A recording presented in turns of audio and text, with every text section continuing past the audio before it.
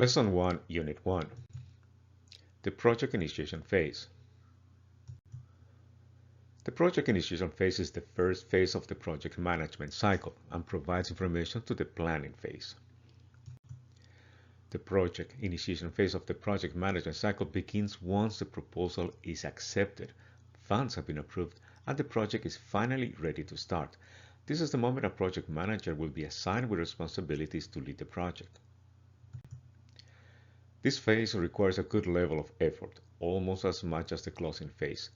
Note that there is an overlap with the planning phase. That means that the planning phase can start with the development of the management plans without having to wait for the completion of all activities in the initiation phase.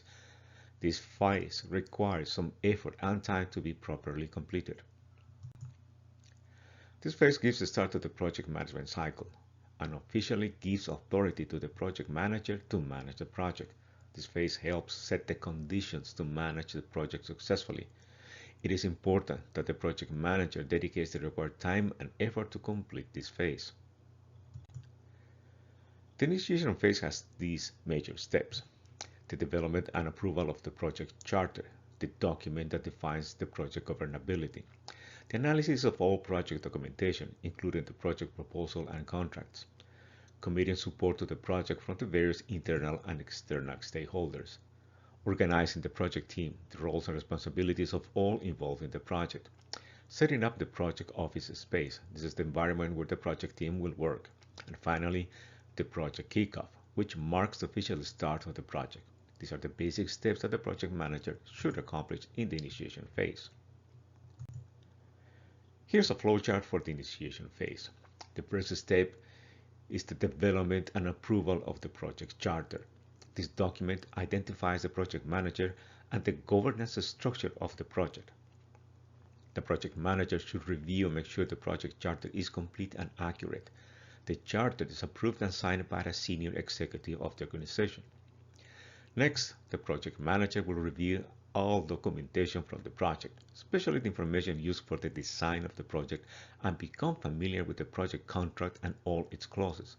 If something is missing or is not clear or complete, the project manager should request for changes before starting any work on the project. Next is the support the project will need from internal and external stakeholders. This is the time to build commitments from stakeholders. An important area in this step is the support the project will need from the administrative units of the organization, such as finance and procurement.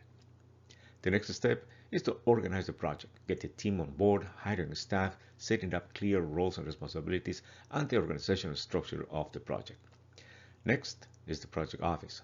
This includes the physical space the project team will need to work, including the use of computers and access to online systems, and obtain all the resources and services the project team will need.